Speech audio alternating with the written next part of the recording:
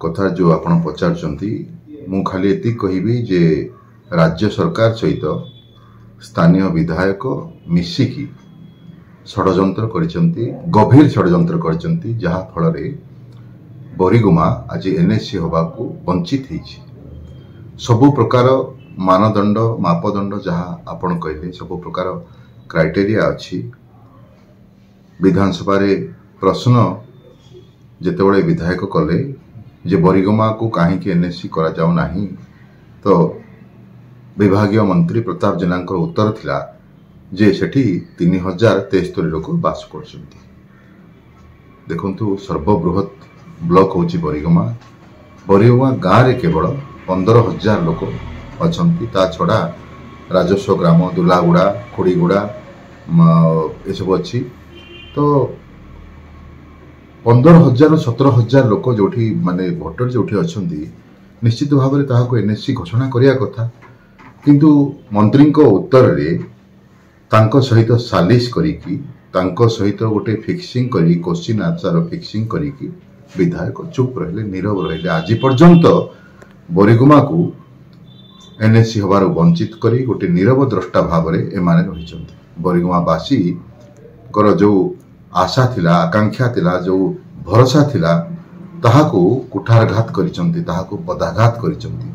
आज बरिगुमावासी जो दुख रे म्रियमाण अछंती जे ओडिशा रे प्राय बहु जगह को एनएससी घोषणा कले राज्य सरकार किंतु बरिगुमा को घोषणा रे ही सीमित कले करिबु कही निर्वाचन पूर्व ये एक प्रसंग रे ही रही जाउची सीमित रही जाउची किंतु हेई पारु नाही। एथिपाई जो राजनैतिक दल मानकर हाथ में शासन क्षमता दि जाइथिला लोके आशा विश्वास करी आज को आम जदि 25 वर्ष भीतर गोटे कालखंड को देखिबा 15 वर्ष बिजु जनता दल 10 वर्ष कांग्रेस दल एमाने खाली प्रत्येक दिन साधारण जनता को निरीह जनता को भूतेबार लगिले कहले जे आज काली हबो बरिगुमा एनएससी घोषणा हबो। तो ये मिछ प्रचार रे अपप्रचार रे दुष्प्रचार रे लोक माने आज रहिचंती लोक मान को रखा जाइछि। प्रसंग रे आपनकर अभिमुख्य कोन रहौ सर? देखंतु शासन क्षमता रो दायित्व से निर्वाह करनांती राज्य सरकार अपर पक्ष रे तांको सहित मिसी सालिश करी नवीन पटनायक कर जयकार करी जयपुर विधायक अछंती। तो षड्यंत्र शिकार होचंती निरीह साधारण जनता। आम कथा हला जे आपन को एते वर्ष शासन क्षमता दायित्व दिया हला भोट रे आपण माने जीतिले निर्वाचन रे विजय लाभ कले फुलमाला लोक आपण को देले भरोसा कले आशा कले निश्चित भाव में आपण करबा कथा आपणकर दायित्वबोधता अछि। भारतीय जनता पार्टी सदा सर्वदा ये चेष्टित अछि जे बरिगुमा को एनएससी घोषणा करा जाओ।